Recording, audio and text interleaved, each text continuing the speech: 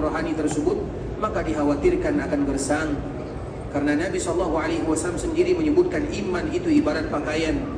Kalau pakaian itu, kalau seandainya pakaian bisa rusak, bisa lusuh, bahkan bisa hilang, begitu juga kiranya dengan keimanan. Kalau seandainya kita tidak menjaganya, kita tidak memeliharanya, dikhawatirkan iman itu bisa hilang, bisa rusak, bahkan bisa terjadi hal-hal yang tidak diinginkan. Oleh karenanya ikhwatul Islam, di antara bentuk cara salah satu untuk mempertahankan keimanan adalah mendengarkan ayat-ayat Allah dan juga hadis-hadis Rasulullah sallallahu alaihi wasallam. Sehingga Allah menyebutkan, innamal mu'minuna alladhina idza dzukirallahu wajilat qulubuhum wa idza tuliyat alaihim ayatuhu zadatuhum imana. Sesungguhnya seorang mukmin apabila didengarkan kepada mereka nama Allah, maka mereka akan takut. Wa idza tuliyat alaihim, apabila dibacakan kepada mereka ayat-ayat Allah, zadatuhum imana, bertambah keimanan mereka kepada Allah. Makanya kita tahu dikala Nabi berdakwah, Nabi tidak melebihi ucapannya kecuali dengan ayat-ayat Al-Quran. Dikala Nabi SAW berdakwah, baik dakwah Nabi SAW secara sembunyi-sembunyi atau dakwah secara terang-terangan, Nabi hanya menyampaikan ayat-ayat Allah Subhanahu wa taala. Karena tidak satupun manusia yang mendengarkan ayat-ayat Allah kecuali pasti bertambah keimanan mereka kepada Allah. Tapi kalau seandainya kita merasa dikala kita mendengarkan ayat-ayat Allah atau membaca ayat-ayat Allah, hati kita biasa-biasa saja, maka di saat itulah kita harus kembali memohon kepada Allah Subhanahu wa taala. Berarti ada masalah di dalam hati kita yang harus selalu kita perbaiki, dan salah satu untuk memperbaikinya adalah dengan ayat-ayat Allah dan hadis-hadis Rasulullah sallallahu alaihi wasallam. Kemudian salawat beriringkan salam semoga senantiasa tercurahkan buat junjungan alam Nabi kita yang mulia, uswah dan qudwah kita bersama Muhammad bin Abdullah sallallahu alaihi wasallam. Kita dianjurkan untuk senantiasa memperbanyak salam dan salawat kepada Nabi sallallahu alaihi wasallam. Salam itu artinya ikhwatul Islam adalah bagaimana kita bermohon agar semua kebaikan diberikan kepada Nabi. Itu makna salam kepada Nabi. Salam itu artinya kita bermohon kepada Allah agar semua keburukan dihindarkan dari Nabi. Itulah makna ucapan salam. Ketika kita mengucapkan assalamu alayka ayyuhan nabi atau assalamu alayka ya Rasulullah wa rahmatullahi wa barakatuh, artinya kita bermohon agar semua kebaikan diberikan kepada Nabi, sebagaimana kita juga meminta agar semua keburukan dihindarkan dari Nabi sallallahu alaihi wasallam. Kemudian kita juga berselawat kepada Nabi sallallahu alaihi wasallam. Allah Subhanahu wa taala memulai selawat dengan dirinya, innallaha, sesungguhnya Allah. Allah mengucapkan dan mengawali ayatnya dengan menggunakan inna, maknanya betul-betul Allah tidak pernah meninggal.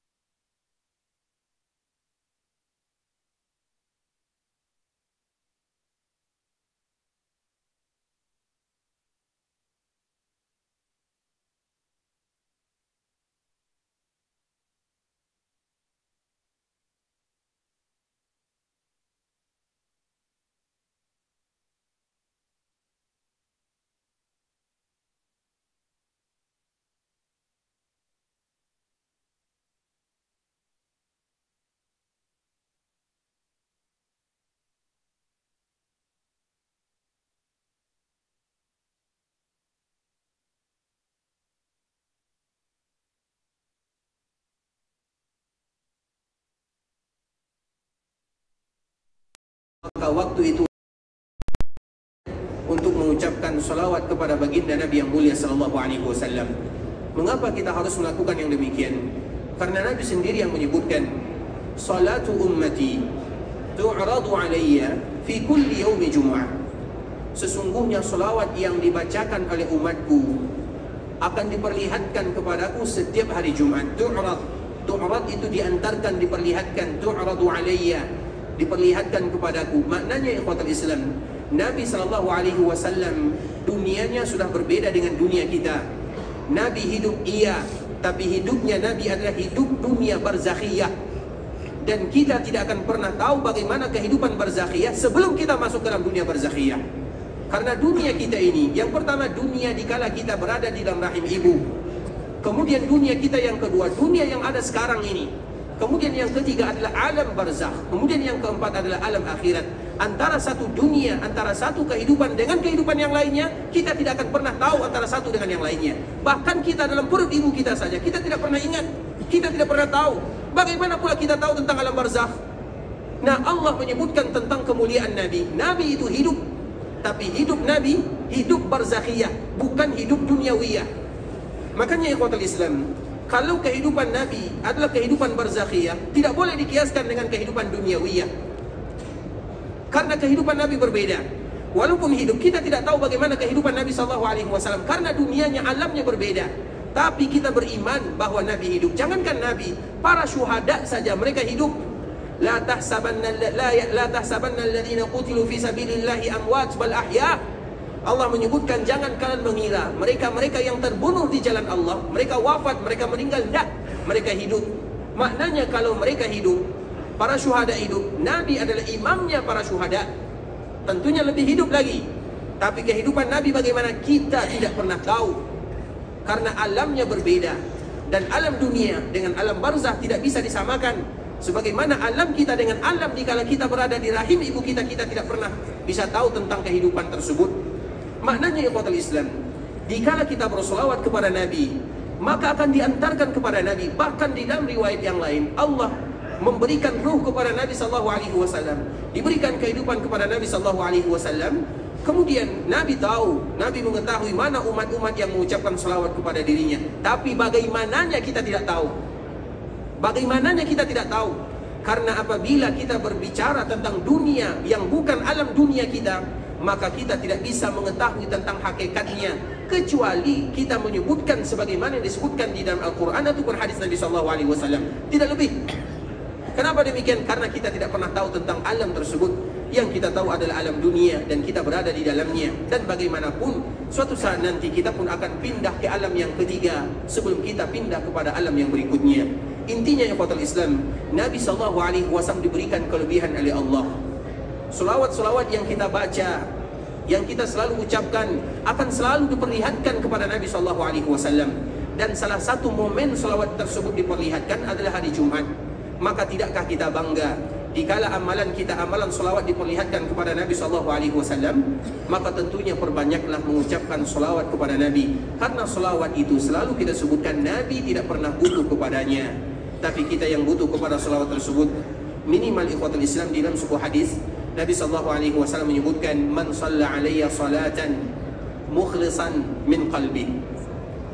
Barang siapa di antara umatku yang mereka mengucapkan solawat satu kali solawat, tapi ingat, ikhlas di dalam hatinya. Karena ada orang yang bersolawat dengan tujuan dunia. Kita tidak memungkiri ikhwatul Islam, ada kadang-kadang pahala yang disebutkan oleh Allah, pahalanya dalam kehidupan dunia. Tapi itu bukan tujuan utama kita. Tujuan utama kita tetaplah tujuan akhirat. Kalau diberikan dunia, maka itu bonus dari Allah Subhanahu wa Ta'ala. Apapun amalan yang kita lakukan, misalnya kita melaksanakan ibadah umrah ini, tujuan kita karena Allah. Kemudian setelahnya Allah berikan kepada kita bonus di dunia atau hadiah di dunia, itu bonus dari Allah. Tapi tujuan kita tetap akhirat Allah Subhanahu wa Ta'ala. Nah, begitu juga solawat. Solawat itu bukan karena ini, karena itu, tapi solawat itu betul-betul karena mengharapkan pahala, ikhlas. Makanya mukhlisan, kata Nabi SAW, ikhlas. Apa pahala yang akan dia dapatkan? Yang pertama, mereka yang mengucapkan solawat kepada Nabi satu kali saja, satu kali yang dia ucapkan, maka pahala yang pertama dia dapatkan, Allah bersolawat kepadanya 10 kali. Itu yang pertama. kita berselawat kepada Nabi, Allah berselawat kepada orang yang berselawat kepada Nabi. Dan itu 10 kali. Kemudian yang kedua, Allah berikan 10 pahala kepada mereka yang berselawat kepada Nabi dengan satu selawat yang tadi dia ucapkan. Kemudian yang ketiga, Allah hapuskan 10 kesalahan. Dan yang keempat, Allah angkat derajatnya 10 derajat. Itu baru satu selawat. Bagaimana kiranya kita memperbanyak salam dan selawat kepada Rasulullah SAW, sehingga ibadah selawat ini bukan ibadah sembarangan ikhwatul Islam. Maka mereka yang paling banyak mengucapkan selawat kepada Nabi, merekalah yang paling pantas terhadap Nabi itu sendiri. Sebagaimana yang Nabi sebutkan, inna awlan nasi bi yaumil qiyamah aktsaruhum alayya salata. Mereka yang paling pantas terhadap diriku. Pantas apanya? Pantas mendapatkan syafaat, pantas menjadi teman Nabi, pantas mendapatkan karunia dari Allah adalah mereka yang memperbanyak salam dan salawat kepada Rasulullah sallallahu alaihi wasallam. Allahumma salli ala Muhammad wa ala ali Muhammad kama sallaita ala Ibrahim wa ala ali Ibrahim innaka Hamidum Majid. Allahumma barik ala Muhammad wa ala ali Muhammad kama barakta ala Ibrahim wa ala ali Ibrahim innaka Hamidum Majid. Ikhwatul Islam, saudara kaum muslimin, para tamu Allah rahimani wa rahimakumullah. Sekarang kita akan kembali melanjutkan pembahasan kita yang sebelumnya, masih berkaitan dengan ibadah haji yang telah kita lakukan. Dan alhamdulillah, kemudahan demi kemudahan Allah Subhanahu wa taala berikan kepada kita bersama. Tinggal apa yang harus kita lakukan setelah kita melaksanakan ibadah haji tersebut. Sebelum kita melanjutkan tentang ini, ikhwatul Islam, ada sebuah kalimat yang ingin kami sampaikan. Kalau seandainya sepulangnya kita dari safar secara umum dan pulangnya dari kita dari melaksanakan ibadah haji secara khusus, maka Nabi SAW mengajarkan kepada kita bersama sebuah kalimat yang jangan kita lupakan, yaitu di mana kita berdoa, memuji, bertakbir kepada Allah Subhanahu wa taala. Semua kita mengatakan Allahu Akbar, Allahu Akbar, Allahu Akbar. La ilaha illallah wahdahu la syarika lah. Lahul mulku wa lahul hamdu wa huwa ala kulli syai'in qadir. Aibun, taibun, abidun, sajidun, li rabbina hamidun. Bagi kita yang selesai melaksanakan safar, apalagi safar kita ini merupakan safar yang mulia. Tidak ada safar yang paling mulia kecuali safar melaksanakan ibadah yang mulia. Safar ini adalah safar ibadah, safar kita umrah, safar kita haji. Dan Nabi SAW jika ingin pulang dari Mekah menuju Madinah, itulah yang dibaca oleh Nabi SAW pada tahun ke-10 Hijriah. Ketika Nabi SAW melaksanakan ibadah haji yang mulia ini, pada tahun ke-10 Hijriah Nabi berhaji, haji pertama dan haji terakhir Rasulullah SAW. Kemudian dikala bertolak, mengajak para sahabat untuk meninggalkan Mekah, kembali ke kota Madinah bagi mereka yang tinggal di kota Madinah. Maka disitulah Nabi SAW mengajarkan kepada kita kalimat ini, yang mana kalimat ini juga dianjurkan bagi kita untuk mengucapkannya. Ada takbir di sana, kemudian ada kalimat tauhid di sana, kemudian kita menyebutkan aibun, taibun, abidun, sajidun, li rabbina hamidun. Itu merupakan di antara kalimat yang dianjurkan bagi kita untuk mengucapkannya, karena memang kebanyakan kita ada sebagian kecil saja yang akan kembali ke kota Mekah, namun rata-rata kita akan kembali ke daerah kita masing-masing. Maka jangan lupa mengucapkan kalimat yang dianjurkan oleh baginda Nabi yang mulia sallallahu alaihi wasallam bagi kita untuk mengucapkannya. Ikhwatul Islam, saudara kaum muslimin, kemarin kita menjelaskan di antara tujuan ibadah haji diwajibkan oleh Allah Subhanahu wa taala adalah mendapatkan al-fauzu, mendapatkan keberuntungan dengan keridhaan Allah Subhanahu wa taala. Ibadah haji atau pahala bagi mereka yang melaksanakan ibadah yang mulia ini, maka sering Allah Subhanahu wa taala menyebutkan mereka yang mendapatkan haji yang mabrur, balasan bagi mereka tidak lain tidak bukan adalah surga. Dan surga itu merupakan cita-cita kita bersama. Kemudian mereka yang masuk ke dalam surga Allah Subhanahu wa taala, ada sebuah nikmat yang luar biasa. Nikmat ini merupakan nikmat di antara segala-gala nikmat yang ada. Itulah yang disebut dengan keridhaan Allah Subhanahu wa taala. Dan kemarin kita menyebutkan ikhwatul Islam bahwa surga itu kita tidak bisa memberikan sifat surga, karena dikala kita berbicara tentang surga, hakikatnya kita tidak tahu bagaimana sebenarnya surga tersebut. Walaupun kita tahu namanya, di surga ada buah-buahan, iya, Apakah sama dengan buah-buahan yang ada di dunia? Tidak. Di surga ada sungai? Iya. Apakah sama dengan dunia? Jawabannya tidak. Di surga ada semuanya, tapi tidak satupun yang sama dengan dunia. Sama dengan penjelasan yang tadi telah kita sebutkan. Karena alamnya alam yang berbeda. Alam surga, alam akhirat tidak sama dengan alam barzakh. Alam barzakh tidak sama dengan alam dunia. Dan alam dunia tidak sama dengan alam dikala kita berada di rahim ibu kita. Tapi kita tahu namanya. Kita juga disebutkan oleh Allah Subhanahu wa taala kenikmatan yang ada di dalamnya. Tapi hakikatnya tidaklah pernah kita bisa merasakannya kecuali setelah kita masuk ke dalamnya. Dan semoga semua kita dimasukkan ke dalam surga Allah Subhanahu wa taala. Oleh karenanya ikhwatul Islam, kita menyebutkan sedikit saja. Karena kita tidak mungkin berbicara tentang bagaimana indahnya surga, pesona surga yang begitu luar biasa. Tapi kita menyebutkan hadis yang kemarin telah kita sebutkan, yaitu hadis Abdullah bin Mas'ud yang dibawakan oleh Imam Bukhari di dalam akhir kitab Sahih Bukhari. Di akhir kitab Sahih Bukhari ada namanya kitab Tauhid. Tauhid bagi mereka yang mentauhidkan Allah, bagi mereka yang beribadah kepada Allah, apa balasan yang pantas bagi mereka. Nah, disebutkan di sini ikhwatul Islam, Rasulullah SAW bercerita tentang orang yang terakhir sekali masuk surga dan orang yang terakhir sekali keluar dari api neraka. Setelah dia keluar dari api neraka, pintu neraka ditutup untuk selama-lamanya dan tidak akan pernah lagi ada orang yang keluar darinya. Kemudian ikhwatul Islam, orang ini ketika dia dikeluarkan dari api neraka, dia tidak sadar kalau dia adalah orang yang terakhir. Sehingga dia merasa tidak ada orang yang diberikan nikmat yang paling indah kecuali dirinya. Padahal kalau dibandingkan dengan penduduk surga yang lainnya, dia yang paling bawah, levelnya level yang paling bawah. Karena dia yang terakhir sekali keluar dari api neraka. Maknanya dikala dia terakhir keluar dari api neraka, berarti yang terakhir masuk surga. Tapi dia tidak sadar akan yang demikian.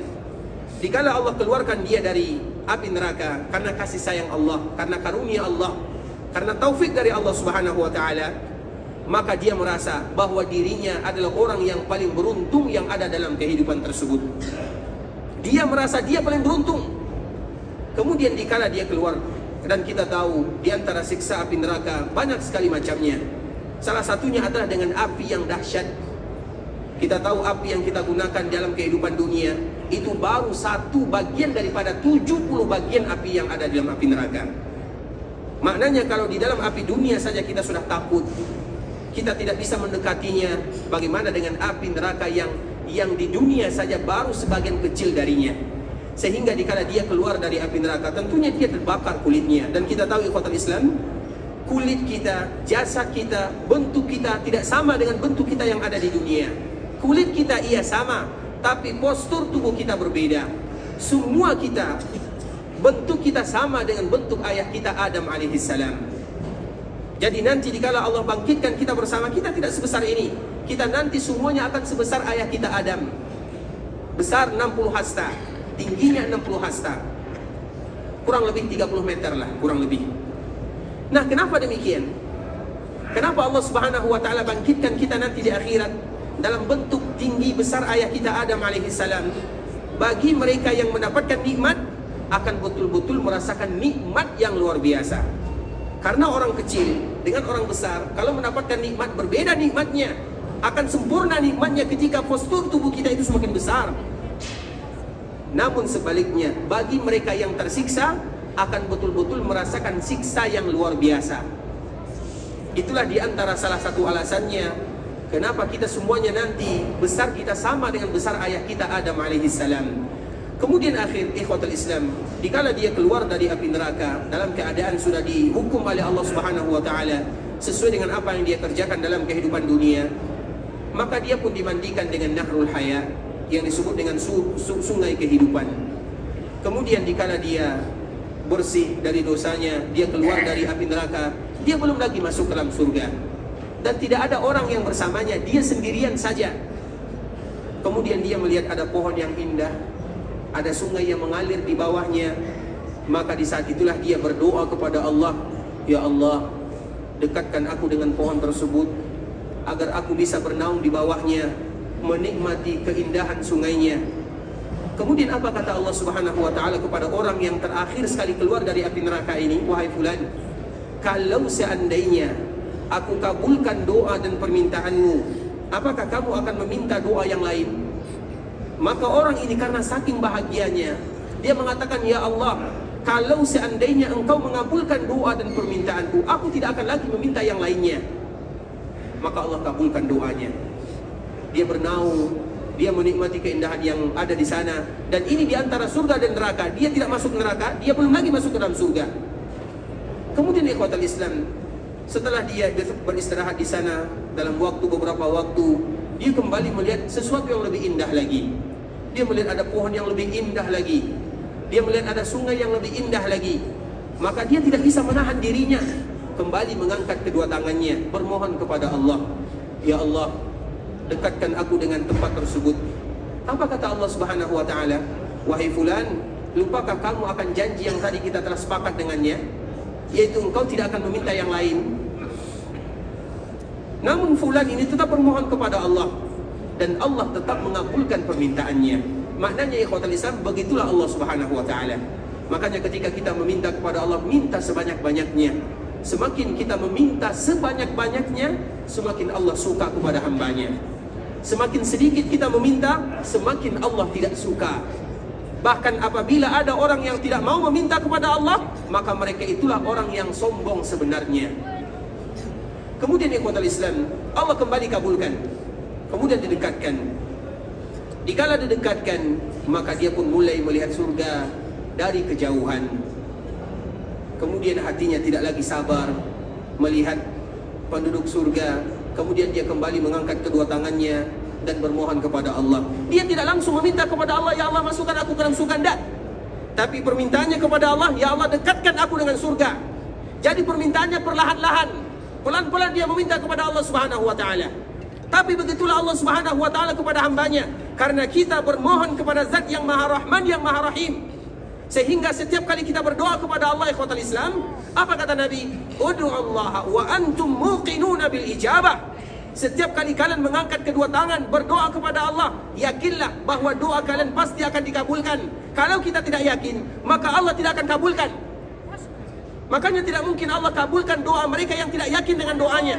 Dan yakin itu tidak mungkin muncul kecuali dengan kita serius. Ada orang berdoa, matanya kemana-mana, matanya ke kanan, ke kiri. Bagaimana dia meyakini doanya? Makanya doa itu butuh keseriusan. Karena doa itu adalah ibadah yang paling mulia. Kemudian ikhwatul Islam, dia meminta kepada Allah, ya Allah dekatkan aku dengan surga. Allah kembali mengatakan, wahai fulan, lupakah kamu terhadap janji kita, kesepakatan kita? Engkau tidak akan lagi meminta yang lainnya. Tapi fulan ini tahu, Allah Rahman, Allah Rahim. Dia meminta, Allah kabulkan. Kemudian dikala dia dekat dengan surga, siapa yang tahan? Dikala dia mendekati surga, maka di saat itulah dia kembali meminta dan lupa akan janjinya. Ya Allah masukkan aku ke dalam surga. Dan Allah juga mengatakan perkataan yang sama, tapi Allah tetap mengabulkan doanya. Masuklah dia ke dalam surga. Ketika dia masuk ke dalam surga ikhwatul Islam, sekarang bukan lagi dia yang meminta kepada Allah, tapi Allah yang memberikan tawaran. Sebelumnya dia yang meminta kepada Allah, ya Allah dekatkan aku dengan pohon ini, ya Allah dekatkan aku dengan surga, ya Allah masukkan aku ke dalam surga. Orang ini adalah orang terakhir sekali masuk ke dalam surga. Nah di awal-awal dia yang meminta kepada Allah. Setelah dia masuk ke dalam surga, orang yang terakhir, coba bayangkan, yang terakhir. Setelah dia masuk ke dalam surga, Allah sekarang yang memberikan tawaran. Wahai fulan, maukah kamu, coba bayangkan nikmat orang yang terakhir sekali masuk dalam surga. Maukah kamu aku berikan kepadamu ibarat aku berikan dunia? Orang yang terakhir masuk dalam surga, pahala yang dia dapatkan ibarat dunia dan seisinya. Jangankan dunia, kalau negara kita saja milik kita, maka kita akan bahagia. Ini dunia. Maknanya Allah mengatakan, wahai fulan, aku berikan kepadamu kenikmatan sebagaimana aku berikan kenikmatan ibarat orang yang memiliki dunia dan seisinya. Maka orang ini tidak bisa berkata-kata. Apa yang akan dia jawab?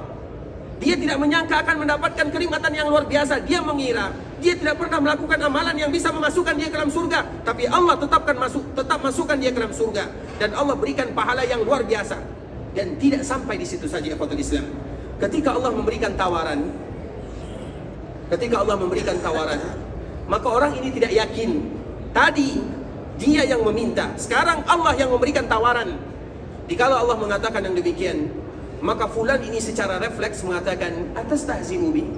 Ya Allah, apakah engkau bercanda denganku? Maknanya dia tidak yakin, tidak mungkin diberikan kepadaku nikmat yang seindah ini. Tak mungkin. Ketika fulan ini mengatakan atastahzi'u bi, maka di saat itulah Allah, karena Allah punya sifat, Allah punya nama, Allah punya sifat. Makna nama dan sifat, setiap nama ada sifat di dalamnya. Dan bukan setiap sifat ada nama di dalamnya. Kita harus ingat ikhwatul Islam. Misalnya Ar-Rahman, ada sifat Allah di dalamnya, kasih sayang, memberikan pengasih, atau pengasih, penyayang, ada sifat di dalamnya. Tapi tidak semua sifat ada nama di dalamnya. Maknanya sifat ini lebih luas. Di antara salah satu sifat Allah adalah tersenyum. Bagaimananya kita tidak tahu, karena Allah tidak memberitahu. Dan dikala kita berbicara tentang Allah, kita harus ingat, karena berbicara tentang sesuatu, tidak mungkin bagi kita membayangkannya. Misalnya kita berbicara tentang sesuatu, kecuali misalnya kita melihat sesuatu, pernah kita melihatnya, baru kita bisa berbicara. Atau kita melihat sesuatu yang misal yang sama dengannya, baru bisa kita berbicara.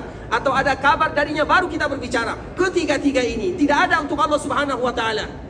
Allah tidak pernah kita melihatnya. Kemudian yang sama dengan Allah juga tidak ada. Dan Allah juga tidak mengkabarkan hakikatnya kepada kita.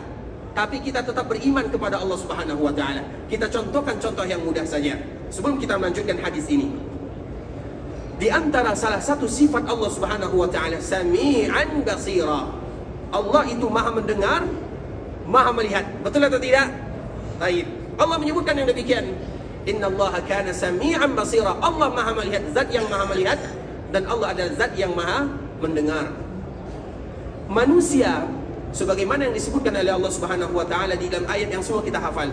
Hal ata, surat Al-Insan. Hal ata alal insani hinum minad dahri lam yakun syai'an mazkura. Inna khalaqnal insana min nutfatin amsyajin nabtali. Apa sambungannya? Apa sambungannya? Faja'alnahu. Berarti jarang-jarang kita ikut salat sajadah kayaknya nih ya. Faja'alnahu sami'an basira. Itu kita sebagai manusia. Kami akan jadikan mereka mendengar, sami'an basira. Kami jadikan mereka melihat. Allah berikan sifat untuk dirinya, maha mendengar, maha melihat. Allah juga berikan sifat untuk kita mendengar dan melihat. Apakah sama mendengarnya Allah dengan mendengarnya makhluk? Sama atau tidak? Tidak sama. Apakah sama melihatnya Allah dengan makhluk? Tidak sama. Tapi sama-sama kalimatnya, hakikatnya berbeza. Bisa dipahami? Allah punya sifat Sami' Basir. Kita sebagai seorang hamba juga Allah sebutkan Sami' Basir. Tapi tidak akan pernah sama. Namanya saja yang sama, hakikatnya berbeda. Nah, begitu juga dengan sifat Allah Subhanahu wa ta'ala di dalam hadis ini. Dan hadis ini ada di dalam Sahih Bukhari. Maknanya, dikala Allah mengatakan atau dikala Nabi menyebutkan Allah tersenyum, jangan pernah kita bayangkan kita tersenyum. Kalau kita tersenyum, kelihatan gigi kita yang warna kuning. Itulah bahasa kitanya. Tapi jangan pernah kita bayangkan Allah tersenyum, tidak boleh. Tapi kita tahu apa makna tersenyum. Bisa dipahami? Kita tidak boleh jangankan antara Allah ikhwatul Islam, surga saja misalnya. Allah sebutkan banyak ayat dalam surga. Jannatin tajri min tahtihal anhar. Di dalam surga itu ada sungai yang mengalir. Kita selalu melihat ada sungai yang mengalir. Kemudian Allah juga menyebutkan dalam surga ada sungai yang mengalir. Apakah sama sungai yang ada di dunia dengan sungai yang ada di surga? Tidak sama. Tapi namanya sama. Sama-sama sungai namanya. Tapi bentuknya, hakikatnya berbeda. Bisa dipahami? Nah, itulah makna daripada hadis Rasulullah SAW. Rasul menyebutkan, dikala Allah mengatakan, wahai fulan, kepada orang yang terakhir sekali masuk dalam surga, aku berikan kepadamu ibarat dunia dan seisinya, itulah pahalamu atau balasanmu. Maka dia mengatakan, atastahzi'u bi, ya Allah, jangan bermain-main, tak mungkin aku mendapatkan nikmat tersebut. Maka Allah tersenyum dengannya. Dikala Allah tersenyum, Nabi SAW yang menyampaikan hadis ini juga tersenyum. Dikala Nabi tersenyum, maka Nabi mengatakan kepada sahabatnya, wahai sahabatku, kenapa kalian tidak bertanya kepadaku kenapa aku tersenyum? Maka para sahabat bertanya, ya Rasulullah, kenapa engkau tersenyum? Maka Nabi menyebutkan karena Allah tersenyum. Kemudian perawi hadis ini Abdullah bin Mas'ud dikala menyampaikan hadis Nabi, ketika sampai pada kalimat ini dia pun tersenyum. Kemudian dikala dia tersenyum, maka dia bertanya kepada orang yang mendengarkannya, tidakkah kalian bertanya kepadaku kenapa aku tersenyum? Maka mereka bertanya, kenapa aku tersenyum? Maka Abdullah bin Mas'ud mengatakan, karena Nabi dikala bercerita tentang hadis ini, Nabi pun tersenyum. Jadi kalau baca hadis ini kita harus tersenyum. Ya, karena itu merupakan di antara yang dilakukan oleh Nabi sallallahu alaihi wasallam, sahabat Nabi sallallahu alaihi wasallam. Bisa dipahami? Bisa. Yang tidak bisa senyum, paksa senyumnya. Barakallahu fiikum. Ikhwatul Islam, kemudian nah ini dia. Ini kita berbicara tentang orang yang terakhir masuk surga. Kemudian setelah Allah tersenyum, berarti kalau Allah tersenyum, itu merupakan, makanya kata salah seorang Badui. Badui itu kenapa kita sebut Badui?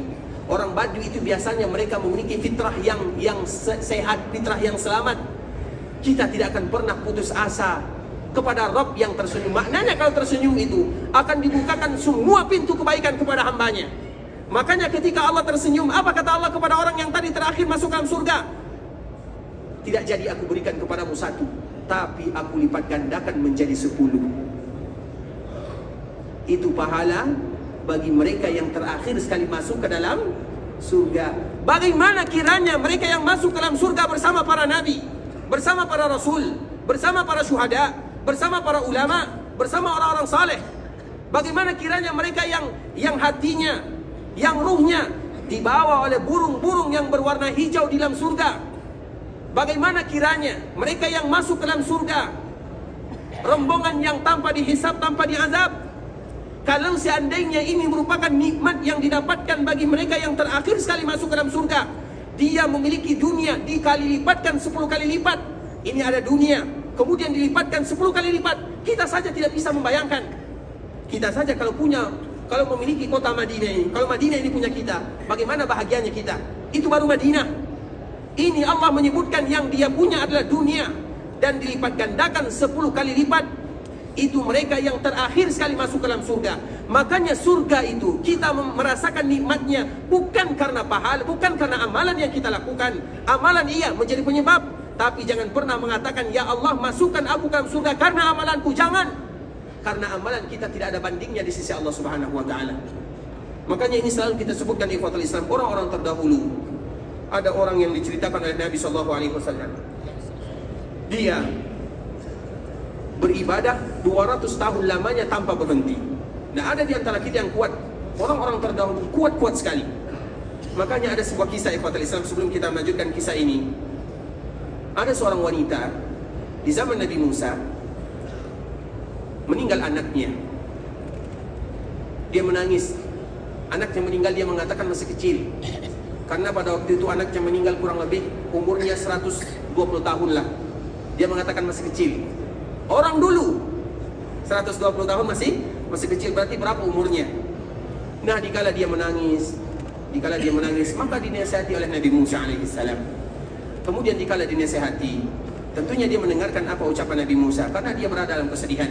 Dan dia menyebutkan, wahai fulana, akan datang umat yang umur mereka hanya 60 tahun saja, maksimal 70 tahun, dan sedikit yang lewat daripada 60 atau 70 tahun, yaitu kita umat Nabi. Karena kita umat Nabi, umur kita tidak lewat dari 60 atau 70 tahun. Yang lewat itu sedikit saja. A'maru ummati ma baina 60 wa 70. Nabi yang menyebutkan umur umatku antara berkisar 60 sampai 70. Yang lebih daripada 70 sedikit. Nah, kemudian Nabi Musa mengatakan akan datang suatu zaman di mana umur mereka hanya 60 tahun. Tentunya wanita ini terkejut, kaget mendengarkan. Kemudian dia mengatakan, kalau seandainya umurku 60 tahun, maka itu hanya untuk 1 kali sujud saja. Maknanya apa yang kuat Islam? Orang dulu kalau beribadah kuat, tak sama dengan kita. Tidakkah kita melihat bagaimana kisah Nabi SAW di kala Mi'raj? Di kala Mi'raj, Nabi berjumpa dengan Allah, Nabi berbicara dengan Allah, tapi Nabi tidak melihat Allah.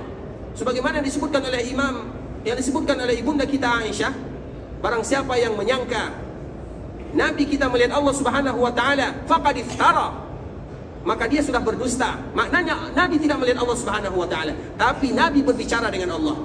Di kala Mi'raj, ketika Mi'raj, kemudian Nabi turun. turun melewati langit ke-7, melewati Nabi Ibrahim, melewati Nabi, kemudian langit ke-6 melewati Nabi Musa. Ketika melewati langit ke-6, apa kata Nabi Musa? Nabi Musa bertanya, kalau bahasa kitanya, Nabi Musa ingin tahu apa yang Allah wajibkan kepada mereka atau kepada Nabi Muhammad. Apa yang diwajibkan oleh Allah kepada kita? 50 kali salat siang dan malam. Kemudian apa kata Nabi Musa? Wahai Muhammad, kembalilah kepada Allah, minta keringanan, karena umatmu tidak akan sanggup, karena aku sudah mencoba Bani Israel. Maknanya apa, ikhwatul Islam? Berarti Allah membebankan kepada umat Nabi Musa sesuatu yang sangat berat. Berarti bisa jadi lebih lagi daripada 50 rakaat atau 50 kali salat mereka, salat siang dan malam. Kita saja 5, banyak absennya. Pagi atau salat subuh kesiangan, salat zuhur kesibukan, salat asar kecapean, salat maghrib jalan-jalan, salat isya tidur. Itu saja sulit bagi kita untuk melakukannya. Tapi umat-umat terdahulu, ikhwatul Islam, berat bagi mereka. Sehingga Nabi Musa mengatakan, wahai Muhammad, irji' ila rabbika fas'alhu takhfif. Kembali kepada Allah, minta keringanan, karena aku sudah mencoba umat Bani Israel. Maknanya berarti itulah yang diwajibkan oleh Allah kepada umat-umat sebelumnya. Wajar kalau seandainya wanita ini mengatakan, kalau umurku 60 tahun, maka itu hanya untuk 1 kali sujud saja. Mereka kuat dibandingkan dengan kita. Nah, inti daripada yang ingin kita sampaikan, ada di antara mereka yang meninggal, umur mereka ratusan, 200 berapa ratus tahun. Kemudian Allah mengatakan kepadanya, masuklah kamu ke dalam surga karena karunia dan kasih sayangku. Maka orang ini heran, ya Allah, masukkan aku ke dalam surga karena amalanku. Karena dia merasa amalannya banyak sekali. Kemudian Allah kembali mengatakan, masuk ke dalam surga karena karunia dan kasih sayangku. Dia kembali mengatakan, ya Allah, masukkan aku karena amalanku. Kemudian Allah mengatakan yang ketiga. Yang keempat dia kembali mengatakan, maka Allah mulai menimbang, kalau itu yang kamu inginkan. Maka Allah pun mulai, ketika dia ingin masuk surga karena karunia, karena amalannya, tentunya Allah akan mulai menghitung. Dan setiap kita apabila sudah dihitung, maka siap-siap kita kena masuk api neraka. Man husiba uzib.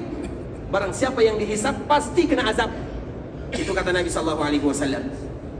Jadi semua yang dihisab akan kena azab, karena hisab itu sendiri adalah bagian daripada azab. Maka mulailah dia dihisab. Kalau dia mulai dihisab, maka tidak akan selamat. Maka dihitung nikmat yang Allah berikan, dihitung ibadah yang dia lakukan. Satu nikmat yang Allah hitung saja, baru satu, sudah habis semua amalannya. Tapi tadi yang dia meminta, ya Allah, masukkan aku ke dalam surga karena amalanku. Makanya ikhwatul Islam, jangan pernah kita mengatakan, ya Allah, masukkan aku ke dalam surga karena hajiku, karena umrahku, karena salatku, karena puasaku. Masukkan kami ke dalam surga karena kasih sayangmu, karena karuniamu ya Allah, karena taufikmu. Amalan ini hanyalah penyebab, tapi tidak bisa dibandingkan dengan karunia dan kasih sayang Allah Azza wa Jal. Makanya tadi kita melihat pahala yang didapatkan bagi mereka yang terakhir sekali masuk dalam surga, ibarat dunia dan seisinya, kemudian dilipatkan oleh Allah 10 kali lipat. Kapan amalan kita bisa melakukan yang demikian atau mencapai yang demikian? Tidak akan pernah mungkin. Maka itulah ikhwatul Islam, kita tahu amalan kita ini adalah penyebab, tapi yang memasukkan kita ke dalam surga juga karena karunia dan kasih sayang Allah Subhanahu wa ta'ala. Oleh karenanya ikhwatul Islam, itulah diantara yang kita inginkan bersama adalah memasuki surga Allah Subhanahu wa ta'ala. Makanya ketika seorang hamba sudah masuk surga, dan ini adalah orang yang terakhir tadi kita ceritakan, maka setelah orang ini masuk dan mendapatkan nikmat yang Allah janjikan, maka Allah pun mulai berseru, ya ahlan nar, wahai penduduk neraka. Mereka pun semuanya keluar, mereka bahagia, seolah-olah ada secercah cahaya. Kemudian Allah pun memanggil, ya ahlal jannah, wahai penduduk surga. Maka mereka pun khawatir. Penduduk surga dikala dipanggil, mereka khawatir. Penduduk neraka dikala dipanggil, mereka ada kebahagiaan sedikit. Kenapa penduduk surga khawatir? Karena khawatir kalau seandainya mereka dikeluarkan dari surga setelah mereka menikmatinya. Sehingga mereka khawatir kalau seandainya ada masalah. Nah, penduduk neraka ketika dipanggil oleh Allah Azza wa Jalla, ada sedikit kebahagiaan karena mereka masih berharap agar mereka dikeluarkan dari api neraka tersebut.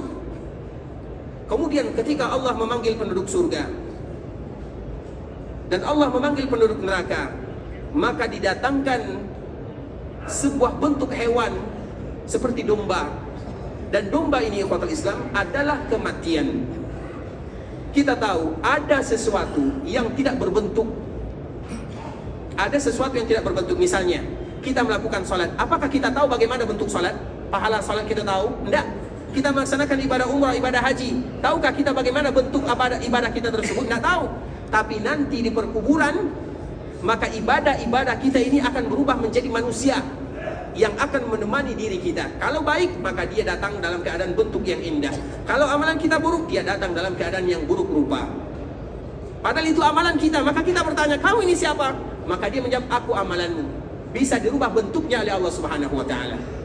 Begitu juga dengan kematian. Apakah kita tahu bagaimana kematian? Kita tidak pernah tahu. Jangankan kematian, ruh yang ada di dalam jiwa dan raga kita tidak pernah tahu. Padahal kita selalu bersamanya. Tidak ada ruh, maka kita tidak hidup. Tapi tahukah kita, ruh kita itu di mana posisinya? Apa warnanya? Bagaimana bentuknya? Apa panjangnya? Kita tidak tahu, padahal itu ada dalam diri kita. Begitu juga dengan kematian. Di akhirat kematian itu dirubah oleh Allah bentuknya dalam bentuk domba. Kemudian dipanggil penduduk surga, dipanggil penduduk neraka. Kemudian penduduk surga dan neraka ditanya oleh Allah, tahukah kalian apa ini? Maka semua mereka mengatakan, inilah kematian. Kemudian kematian itu dimatikan oleh Allah Subhanahu wa Ta'ala. Apa maknanya? Berarti tidak ada lagi yang namanya kematian. Khuludun bila maut, wahai penduduk neraka, kekal kalian tanpa ada lagi yang namanya kematian. Di saat itulah mereka bersedih dengan kesedihan yang luar biasa. Namun apa daya, penyesalan sudah tiada guna. Dan juga Allah menyebutkan kepada penduduk surga, khuludun bila maut, kekal kalian, tidak akan mati kalian selama-lamanya. Di sanalah mereka bahagia dengan kebahagiaan yang indah. Kemudian setelahnya, ikhwatul Islam, penduduk surga ketika mereka sudah mendapatkan kenikmatan yang dijanjikan oleh Allah Subhanahu wa Ta'ala, maka Allah di sanalah Allah mulai menyingkap tabir, karena nikmat yang paling indah adalah melihat wajah Allah Subhanahu wa Ta'ala. Semoga kita semua bisa melihat wajah Allah Subhanahu wa Ta'ala. Nikmat yang paling indah, ikhwatul Islam, apabila kita melihat wajah Allah, maka semua nikmat yang ada di dalam surga tidak ada bandingannya dibandingkan dengan ru'yatullah azza wa jalla. Allah buka, Allah singkapkan tabir. Kemudian setelahnya, ikhwatul Islam, Allah Subhanahu wa Ta'ala berkata kepada penduduk surga, wahai penduduk surga, apakah kalian sudah ridha? Maka semua penduduk surga mereka mengatakan, wa ma lana la narda wa qad a'taitana. Ya Allah, kenapa pula kami tidak ridha? Engkau memberikan kepada kami semuanya yang tidak pernah Engkau berikan kepada siapa saja. Apa yang membuat kita tidak ridha? Masuk surga saja itu merupakan kebahagiaan yang luar biasa, belum lagi menikmati keindahan yang ada di dalam surga tersebut. Namun Allah bertanya, apakah kalian sudah ridha? Maka kita semua mengatakan, apa yang menyebabkan kami tidak ridha? Kemudian apa kata Allah Subhanahu wa Ta'ala? Hari ini aku halalkan untuk kalian keridhaanku, dan aku tidak akan pernah murka lagi kepada kalian untuk selama-lamanya. Itulah nikmat yang paling indah, keridhaan Allah Subhanahu wa Ta'ala. Ridha itu, ikhwatul Islam, level yang paling tinggi, nikmat yang dirasakan oleh penduduk surga. Apa gunanya kita masuk surga kalau Allah tidak ridha? Ibarat kita memberikan kenikmatan kepada seseorang, kemudian kita marah-marah, gak akan enak kenikmatan yang dia rasakan, walaupun itu nikmat. Sehingga Allah Subhanahu wa Ta'ala menyebutkan, uhilla alaikum ridwani, aku halalkan kepada kalian keridhaanku, dan aku tidak akan pernah murka lagi untuk selama-lamanya. Di saat itulah penduduk surga akan menikmati keindahan surga untuk selama-lamanya. Dan semoga semua kita masuk dalam surga Allah Subhanahu wa Ta'ala. Ikhwatul Islam, saudara kaum muslimin, sehingga tujuan daripada ibadah haji ini al-fauzu, yaitu mendapatkan keridhaan Allah Subhanahu wa Ta'ala, keberuntungan dengan mendapatkan keridhaan Allah dan selamat dari api neraka. Kita baru berbicara tentang surga, belum lagi kita berbicara tentang azab neraka Allah Subhanahu wa Ta'ala. Dan semoga Allah Subhanahu wa Ta'ala mudahkan kita untuk berbicara tentangnya.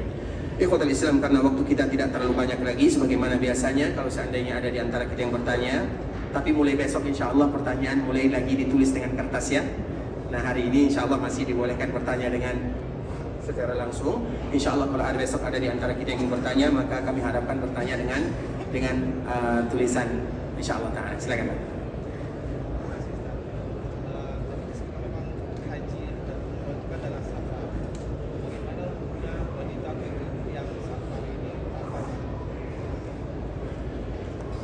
Ikhwatul Islam, saudara kaum muslimin, pertanyaannya, haji dan umrah adalah safar.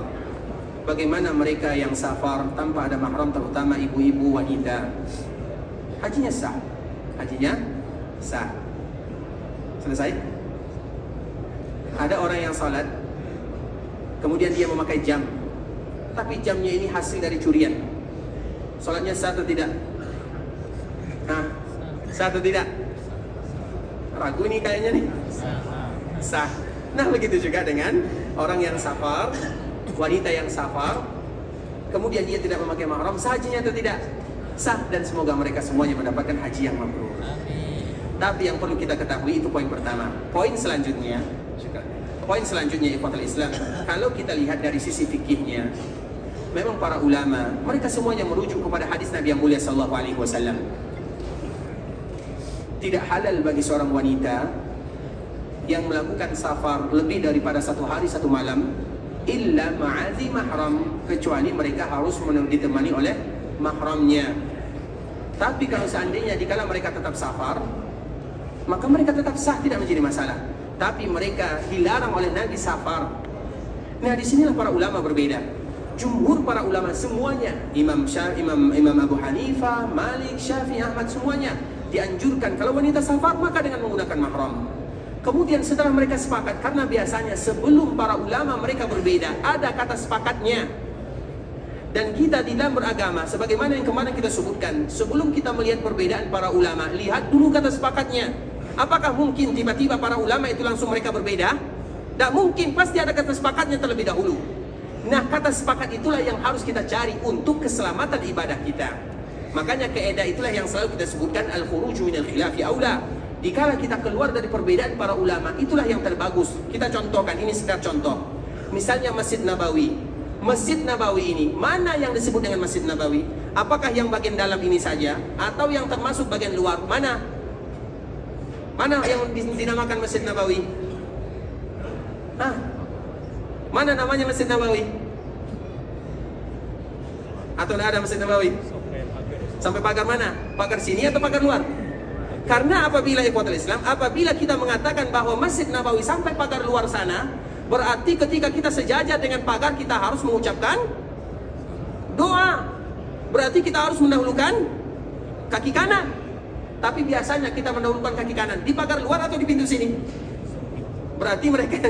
Berarti Masjid Nabawi itu yang bagian luar nak masuk. Kasihan kawan-kawan kita nanti. Nah ini hanya sekedar menyebutkan. Nah maknanya ya Fatul Islam, begitulah para ulama. Para ulama itu sepakat bahwa yang ada di dalam bagian ini, dalam ini semuanya disebut dengan Masjid Nabawi. Pintu sini, semua yang ada di dalam sini sepakat itu adalah Masjid Nabawi. Kemudian bagian luar baru mereka berbeda. Kita tidak melihat perbedaan tersebut. Kalau kita melihat keadaannya seperti ini, apa yang semestinya harus kita lakukan? Apakah kita sholat di luar atau sholat di dalam? Di dalam, karena apabila kita sholat di dalam, keluar dari perbedaan para ulama. Iya atau tidak?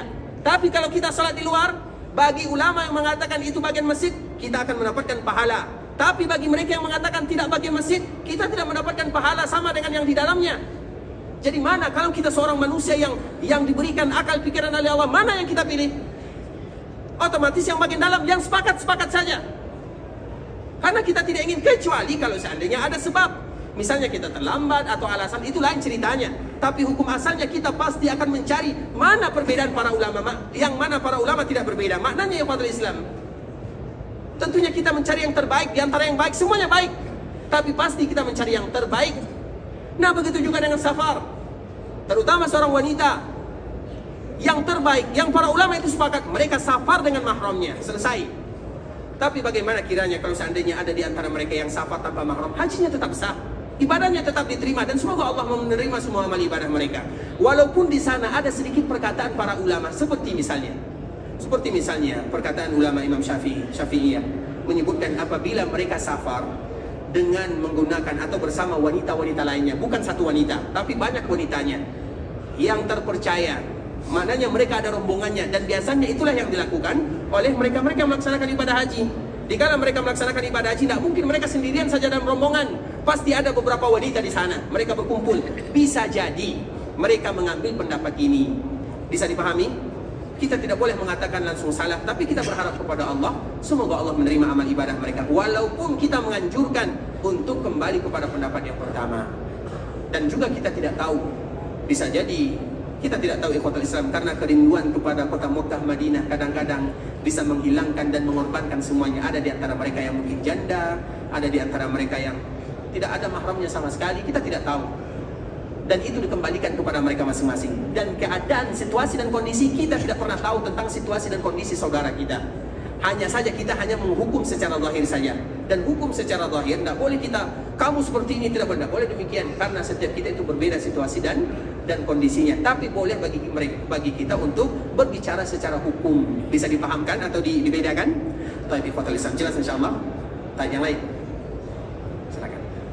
Saya Ustaz, mengenai ini Ustaz, batas sholat kadang di Masjid Nabawi atau di Masjidil Haram, orang kan main lewat-lewat aja. Sedangkan kalau di Indonesia, kita tuh dibesarkan atau diajarkan oleh guru kita bahwa lebih baik kita menunggu sekian puluh tahun daripada kita harus melewati batas sholat.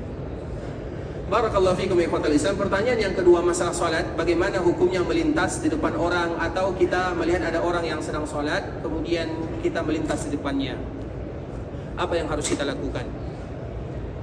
Ikhwatul Islam, ini sama dengan kaidah yang pertama, al-khuruju minal khilafi aula.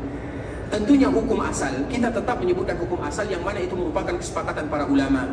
Hukum asalnya di mana saja tanpa terkecuali. Hukum asalnya apabila ada saudara kita yang lewat, ada kerjasama antara yang sholat dengan yang lewat. Yang sholat, jangan kita sholat kecuali ada sutra, ada pembatasnya. Walaupun tas-tas kecil kita ini, kalau kita sholat, letakkan di depan kita, sehingga apabila ada saudara kita yang lewat, dia lewat di belakang tasnya. Bisa dipahami? Itu kita. Bagi yang lewat, bagi yang ingin lewat juga kita harus kerjasama antara, intinya kita harus kerjasama antara yang sholat dengan yang lewat. Itu secara hukum asal tidak boleh kita melewati. Tidak boleh kita melewati hukum asalnya. Hanya saja para ulama memberikan hukum-hukum yang berbeda, terutama di tanah haram Makkah dan Madinah. Apalagi di Mekah. Kita berada di Mekah, kemudian kita ingin buang air. Di mana? WC, iya. Tapi WC-nya di mana? Di luar, jauh. Berapa orang yang akan kita langkahi? Boleh atau tidak? Diharuskan malah, daripada nanti dia buang air dalam masjid.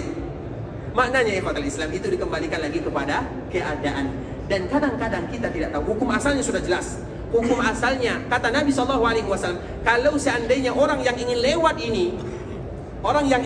ini, menunggu berdiri selama 40, Nabi tidak menyebutkan 40 apa. Kalau tidak disebutkan, kalau saja Nabi menyebutkan 40 menit, maka itu sudah lama bagi kita. Nabi tidak menyebutkan apakah 40 menit, 40 jam, 40 hari, 40 bulan, 40 minggu, 40 tahun. Nabi tidak menyebutkan. Nah, apabila tidak disebutkan oleh Nabi, berarti ada ancaman di sana. Sehingga Nabi SAW menyebutkan, la an yaqifa arba'in. Kalau seandainya mereka berdiri selama 40, lebih bagus daripada mereka dibandingkan dikala mereka melewati saudara yang sholat. Itu hukum asalnya. Makanya ikhwatul Islam, ada kerjasama. Tapi kadang-kadang ada sebagian saudara kita yang sholatnya di jalan. Dia sudah terlambat, sholatnya di jalan. Setelah orang sholat wajib, dia sholat sunat pula di sana. Padahal itulah jalan-jalan kaum muslimin. Boleh tidak kita lawat di sana? Nah, kalau perlu kita angkat dia di bagian sholat ya. Maknanya ikhwatul Islam, dilihat situasi dan kondisi. Makanya di tanah haram Makkah dan Madinah, ada para ulama yang memberikan pembahasan khusus di sana. Walaupun hukum asalnya kita tetap berhati-hati. Jelas di sana, kita mengambil kehati-hatian. Apabila ada saudara kita yang sholat, maka kita cari jalan yang lain. Alhamdulillah masih banyak jalan yang lain. Kecuali kalau seandainya betul-betul tidak ada jalan. Seperti misalnya dikala kemarin kita melaksanakan ibadah haji, dikala kita umroh, terutama di Mekah. Bagaimana kita sholat? Sujud saja kadang-kadang kita tidak bisa. Bagaimana kita tidak melewatinya? Tidakkah demikian keadaannya? Kadang-kadang kita sujud di punggung kawan, tidak ada tempat. Kadang-kadang ada situasi yang memaksa kita untuk lewat. Kadang-kadang kita diusir oleh aparat misalnya. Bagaimana kita tidak menunggu? Kalau ditunggu, mudarat bagi yang lain di belakang sana. Maknanya ikhwatul Islam, hukum asalnya tetap. tapi itu semua dijatuhkan kepada situasi dan kondisi. Apabila ada situasi dan kondisi yang memaksa, ingat, yang memaksa kita harus melintasinya dan kita tidak bisa menunggu di sana, maka itu dikembalikan kepada situasi dan kondisi. Itu adalah masalah-masalah fikih. Kita tahu masalah-masalah fikih itu ikhwatul Islam lebih kepada kembalikan kepada situasi dan kondisi. Sehingga fatwa dengan hukum dua hal yang berbeda. Hukum jelas, hukumnya jelas, tidak boleh melintasi orang yang sedang sholat, itu hukumnya jelas. Tapi fatwanya pada saat itu, dikala dia misalnya ingin ada hajat, ada kebutuhan, maka lain hukum atau fatwanya. Wallahu ta'ala jelas insyaallah. Selain memasang sutra, apakah kita perlu giniin tangan kita? Hukum asalnya iya, tapi lihat situasi. Apabila kita sholat di jalan, kayak yang tadi, makanya bagi kita ikhwatul Islam, kalau sholat dianjurkan sunnah Nabi yang sudah mulai terlupakan bagi kita bersama. Kalau kita sholat, cari sutrohnya di belakang tiang, di belakang kursi, atau letakkan tas, tapi tasnya jangan jauh-jauh. Makanya kalau seandainya ada kawan kita, karena sutra itu ikhwatul Islam batasnya hanya sekedar tempat sujud kita saja. Kita sujudnya butuh 1 meter, jangan letakkan sutra 2 meter. Zalim namanya. Maknanya ikhwatul Islam, sehingga kita, kalau seandainya kita ingin membantu saudara, maka pendekkanlah jarak berdiri kita dengan sutra. Karena boleh tidak kita bergerak dalam salat? Boleh tidak kita bergerak dalam salat? Siapa mengatakan boleh? Hah? Bergerak seperti apa dulu? Bergerak dalam salat? Bergerak dalam salat, kalau demi kemaslahatan salat, maka lakukan. Ada orang yang salat, hidup HP-nya. HP-nya tidak tanggung-tanggung, lagu India misalnya. Gimana kalau dia tidak mematikan? Dia bergerak, butuh, apalagi HP yang sekarang ya, butuh ini. Boleh tidak dia bergerak seperti itu? Bahkan diwajibkan baginya. Nah begitu juga kadang-kadang kita dalam masalah sutra. Sutra ini misalnya, terutama kita berbicara tentang haram Makkah dan Madinah. Apabila kita tahu kalau kaum muslimin itu susah, sulit, macet, banyak orang, maka usahakan jarak kita dengan sutra jangan terlalu jauh. Sehingga kalau seandainya ada saudara kita yang ingin lewat, kita suruh mereka lewat di belakang. Kita bergerak, kita yang maju ke depan. Jangan kita bersikeras, kita tahan, kemudian tidak ada lewatnya. Dikhawatirkan nanti kita berkelahi di sana, tidak jadi sholat kita. Jadi maknanya ikhwatul Islam, kita harus saling memahami, saling kerjasama antara yang sholat dengan yang lewat. Tidak boleh kita salahkan mereka yang lewat, sebagaimana kita juga tidak boleh menyalahkan semuanya kepada mereka yang sholat. Disitulah kita butuh fikih di dalam bermuamalah dan juga di dalam beribadah. InsyaAllah bisa dipahami? Jelas insyaAllah? Ada yang tidak jelas? Tapi ikhwatul Islam, saudara kaum muslimin, para tamu Allah rahimani wa rahimakumullah, sampai di sini pembahasan yang bisa kami jelaskan. InsyaAllah keesokan hari kembali kita melanjutkan pembahasan kita tentang tujuan daripada kita melaksanakan ibadah yang mulia ini. Dan kita senantiasa bermohon, berharap kepada Allah subhanahu wa ta'ala agar Allah menerima semua amal ibadah yang kita lakukan. Allah subhanahu wa ta'ala mengabulkan semua permintaan kita. Allah ampunkan dosa kita, Allah ampunkan dosa orang tua kita. Kalau ada di antara mereka yang masih hidup, semoga Allah panjangkan umurnya dalam keadaan sehat dan beribadah kepada Allah. Apabila ada di antara orang tua kita yang sudah meninggal, semoga Allah rahmati mereka dan jadikan perkuburan mereka taman di antara taman-taman surga. Semoga Allah subhanahu wa ta'ala ampunkan dosa saudara-saudari kita, keluarga kita, masyarakat kita, pemimpin kita, tetangga kita, dan seluruh kaum muslimin. Tidak ada di antara kita yang mendapatkan musibah kecuali Allah lapangkan. Tidak ada yang sakit kecuali Allah sehatkan. Tidak ada di antara kita yang berhutang kecuali Allah lunaskan. Dan semoga Allah subhanahu wa ta'ala menjadikan ibadah kita ini adalah ibadah yang membawa perubahan dalam kehidupan. Allah jadikan haji kita ini adalah haji yang mabrur, sa'i kita adalah sa'i yang masykur, dosa kita adalah dosa yang diampunkan oleh Allah subhanahu wa ta'ala. Dan kita tutup pembahasan kita pada pertemuan kali ini dengan mengucapkan doa kafaratul majlis. Subhanakallahumma bihamdika asyhadu an la ilaha illa anta astaghfiruka wa atubu ilaik. Wa sallallahu